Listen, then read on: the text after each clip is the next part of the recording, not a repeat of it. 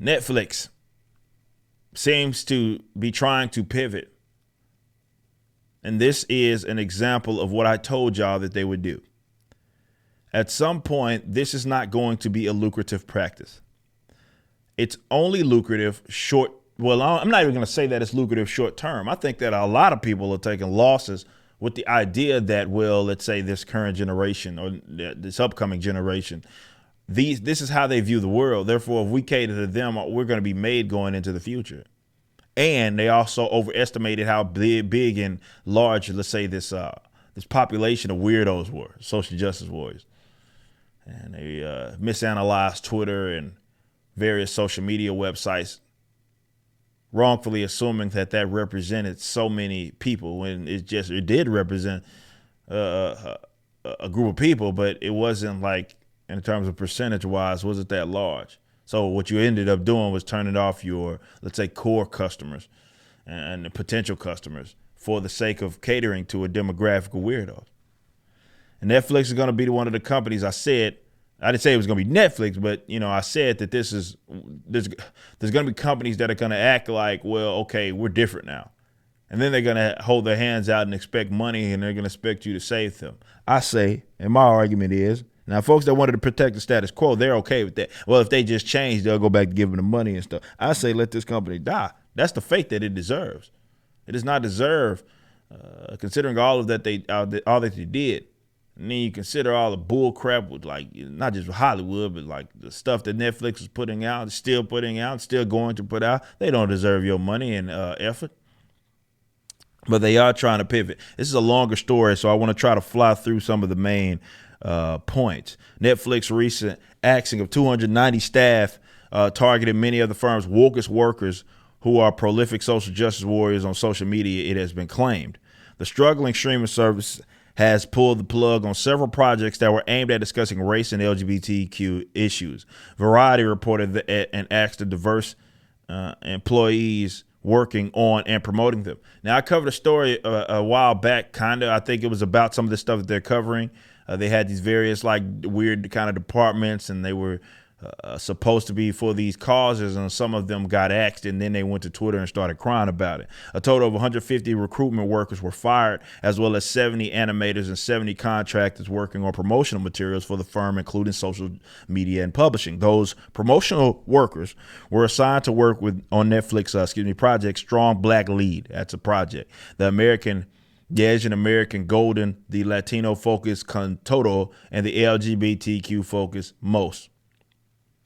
Netflix claimed its latest layoffs were due to a slowdown in revenue and declining in subscribers, but critics online say many of those given the boot were minority groups, and others have speculated that the firers were part of the woke clear out. So you could take that away. Of course, the woke are going to look at it like, okay, we're the victims here. That's how they always operate. So a lot of them, the staff that were former staff, contractors that were with Netflix that were working on some of these projects were, remember, that's why they were hired. They're diversity hires, affirmative action sort of hires, fake jobs that they wouldn't have got if they just didn't say, hey, you need to fit this bill, then we'll hire you. That's really the only reason why they got the job. It's nothing based upon skill set or merit.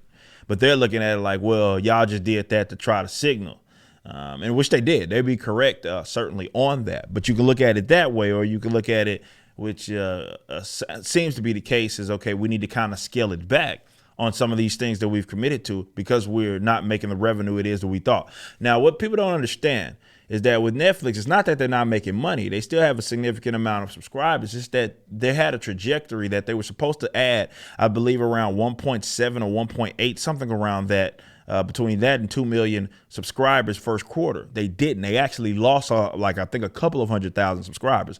So I think actually that's what it was. It was like 1.7 or 1.8 that they were projected to get. But instead they lost that. So it equaled out like on net, let's say, I don't want to say a loss, but they missed the mark by 2 million subscribers.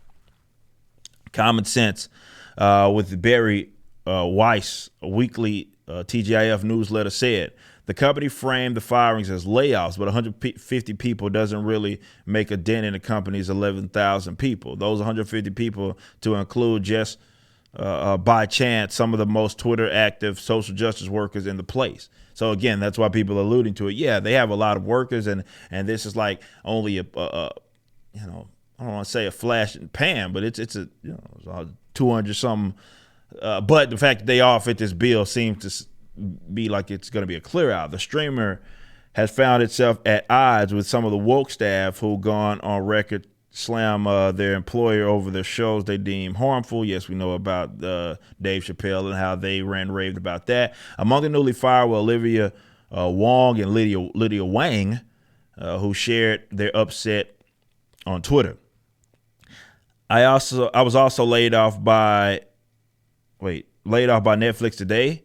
I really love my job and my colleagues, and I am a little heartbroken. Wong also wrote on Tuesday, okay, yes, I'm one of the Tudum layoffs. Yeah, that's what we covered. I did a lot of work I am proud of, met a lot of really awesome writers and editors, and made great friends. It's the cycle of media life. Yeah, especially when you don't contribute anything. An editor at Netflix, Little Tudum Project, just called me offering me a job with Tudum again. Blackburn tweeted after he was fired, then called me back 20 minutes later to say they had the wrong Drew. Bright minds over there, sure. Tudum is Netflix marketing website, which offered fans more in-depth information about its shows. Netflix move also drew backlash from media critics and other animators who slammed the streaming company for leaving its employees high and dry after previously preaching they need to have more diverse workforce. Yes, that's the angle that they were going to take. That's the mistake you made, and this is why I continue to say that social justice advocates are the worst people to hire. Like this Carla Monterosso said, Netflix hired a powerhouse team of creators from a variety of marginalized communities, and they were performing exceptionally well, had us all invested in their work. They were then the first people they showed the door at the first financial difficulty because you're the most worthless ones. As simple as that. They don't ever believe that because they think that they are doing good and that they somehow benefit. Well, really, they do benefit only their causes, right? Remember, social justice advocates don't care about your bottom line. So they just want you there to, it's like, okay, we're about advancing the cause. And even though that can't be really translated into us making money or the company making money, it doesn't matter to them. It's all about the cause to them, and that should be enough for you to want to hire them. Matt Acuna, an animator for Bob's Burgers, also criticized Netflix for the layoffs while taking on other projects with wealthy backers. He tweeted, "What a great day for Netflix to announce they're giving Ron Howard, a millionaire with no experience in animation, full control of an animated movie, while simultaneously snuffing out projects specifically focusing on marginalized groups. Funny timing, huh?" Again, these people continue to overstate how how many of them are actually interested in your shit. See, when you sit up here and focus on making content specifically for that group, definitely in entertainment, you've already alienated so many different people. Now, that's not to say there aren't niche markets that can be targeted and you can make a lot of money. I'm just saying y'all's aren't that. You're better off just making good entertainment, and then if those people of the marginalized groups like it, they like it. But when you make the material for, like, let's say all of this alphabet shit, I'm not watching that, and the regular people aren't interested in watching that gay shit. So why on earth would you continue to focus on making that content when it's objectively not making you money? Period. That's what it is. See, these groups do not know how to. This is why I say current era of writers, they have no idea how to write like black characters at all because they have to hyper-emphasize race.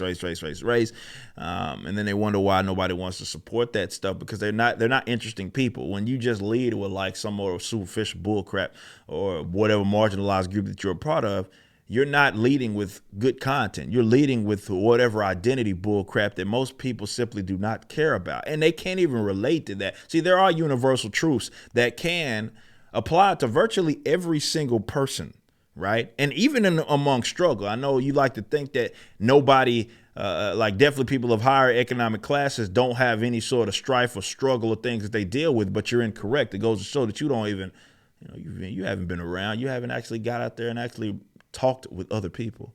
Definitely your ideological or political enemies.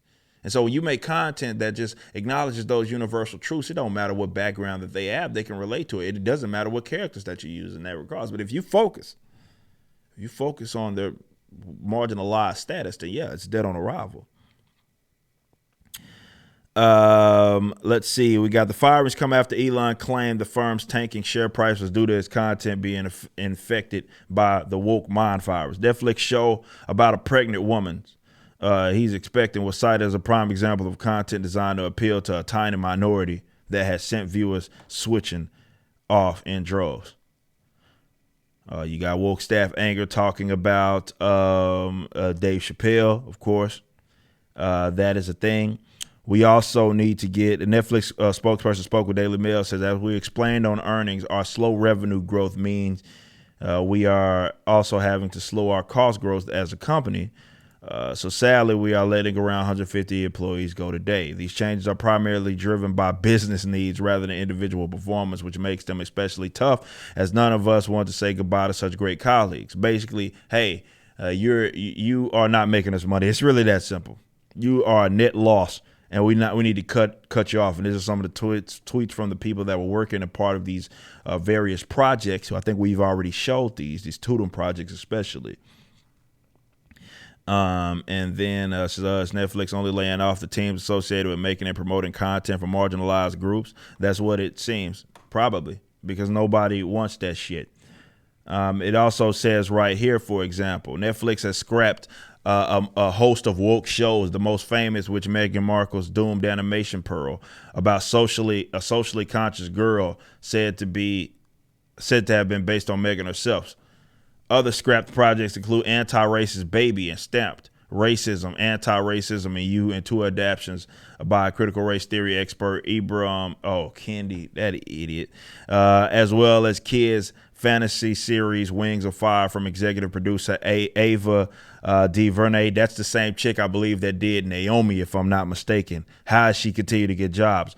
And the children's film Kind Regards from Kindergarten. The most notable of the scrap works was Anti-Racist Baby, based on Kendi's book of the same name, which had been envisioned as a series of animated vignettes set to music and intended to explore racism in America. Like, why would I want to watch that or have my child watch that? Like, why? But they are still proceeding with Kendi's third project aimed at adults, titled Stamped from Beginning. So they're getting rid of some of the quote unquote woke shit, but they're not getting rid of all of it. And like I said, it's too late. This company should pay. Like, they made a mistake, and many entertainment companies have. Let them all die. Do not allow them. And this is what I'm afraid of. If there is one thing that I'm afraid of, and it will allow basically all of the good work that people did and putting a spotlight on this, and the better work that people did and competing with it, it will be all for nothing. If you allow these companies to say, okay, well, we're going to pull it back a little bit, and you say go right back to funding their projects, basically that they don't see any consequences, only short term, then it would have all been for nothing. And I hope that doesn't happen. Let this company go into the ground. What we need is, like I've said, new entertainment models that have not been infested, that are creator owned, that are good, that can be competitive in these markets, that have updated economic models. And we don't have to answer to these clowns, because they're going to come for you. They've already infested. It's already infested. That's the fact. They've already infested. It's going to be hard to locust. It's going to be hard to get rid of them. So let them die. It's the fate that they deserve. They should not be a powerhouse of a company anymore. They don't deserve that, and they don't deserve your money. They've told you that. Don't let them pivot.